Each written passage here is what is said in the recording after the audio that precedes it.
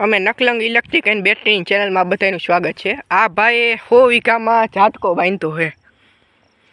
1 2 3 4 ને 5 તાર બાંધ્યા છે। જો ઝટકા દોરી છે ને સાદો તાર બે બાંધેલા છે અને આ એફઆરપી લાકડી બાંધેલી છે 100 mm ની। હવે આ ભાઈનું આપણે રિઝલ્ટ પૂછી કેવું આપણે ઝાટકાનું છે। આ ભાઈ બાંધ્યો છે। તમે ઝાટકો કેટલા ટાઈમથી લીધો છે?